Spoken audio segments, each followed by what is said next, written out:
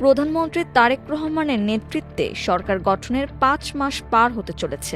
আগস্টে সরকারের ৬ মাস পূর্ণ হবে। এই সময় মন্ত্রিসভায় পরিবর্তন ও রদবদল আসতে পারে বলে আভাস পাওয়া গেছে।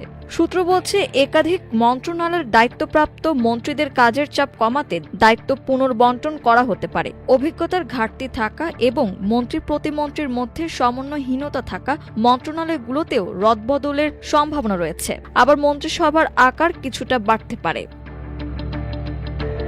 নাম প্রকাশ না করার শর্তে মন্ত্রিসভার এক সদস্য বলেন, সব মন্ত্রীর কর্মকাণ্ড লিপিবদ্ধ করা হচ্ছে। ৬ মাস পর এটি পর্যালোচনা করা হবে। এতে বাদ পড়তে পারেন মন্ত্রিসভার কয়েকজন সদস্য, যুক্ত হতে পারে নতুন মুখ।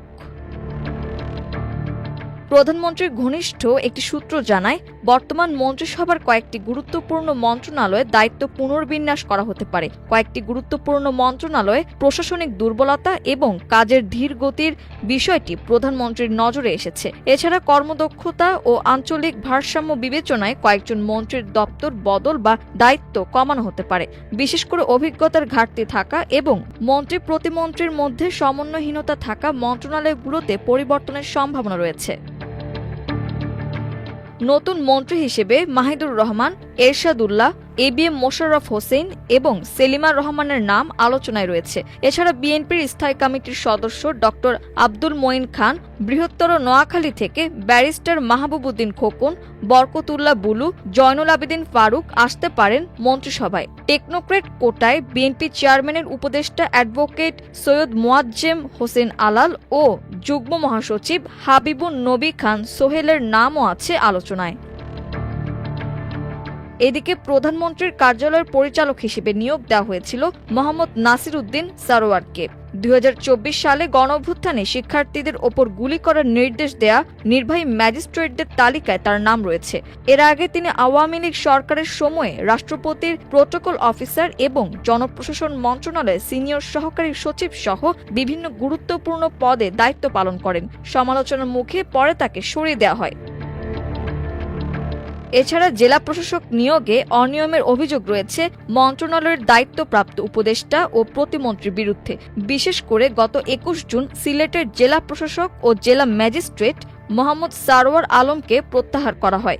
এরপর গত ২৮ জুন কুমিল্লার জেলা প্রশাসক মোহাম্মদ রেজা হাসানকে সিলেটের জেলা প্রশাসক হিসেবে বদলি করা হয়। তবে তিনি ১১ দিনেও নতুন কর্মস্থলে যোগ দিতে পারেননি। এর মধ্যেই তাকে কার্যত বাদ দিয়ে নতুন জেলা প্রশাসক হিসেবে আব্দুল্লাহ আল মামুনকে নিয়োগ দেওয়া হয়। কোরবানির পশুর বর্জ্য অপসারণে অবহেলার অভিযোগে প্রধানমন্ত্রীর নির্দেশে বরখাস্ত হওয়া সাদেকুর রহমান সম্প্রতি পদোন্নতি পেয়েছেন।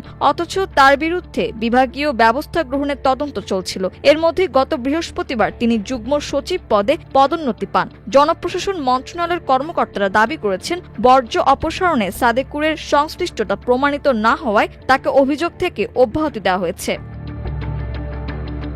সূত্র আরও জানায়, অর্থমন্ত্রী আমির খসরু মাহমুদ চৌধুরী অর্থ মন্ত্রণালয়ের পাশাপাশি পরিকল্পনা মন্ত্রণালয়ের দায়িত্বে আছেন। পরিকল্পনা মন্ত্রণালয় তিনি ছাড়তে চান। শেখ রবিউল আলম সড়ক পরিবহন ও সেতু, রেলপথ ও নৌ পরিবহন মন্ত্রণালয়ের মন্ত্রী হিসেবে দায়িত্ব পালন করছেন।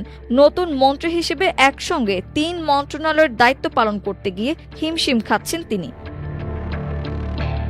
এছাড়া দিল্লি, নিউ ইয়র্ক, লন্ডন ও জেনেভা সহ বিদেশে গুরুত্বপূর্ণ কূটনৈতিক মিশনগুলোতে বড় ধরনের রদবদলের সিদ্ধান্ত হয়েছে। মাল্টিমিডিয়া ডেস্ক, আমার দেশ।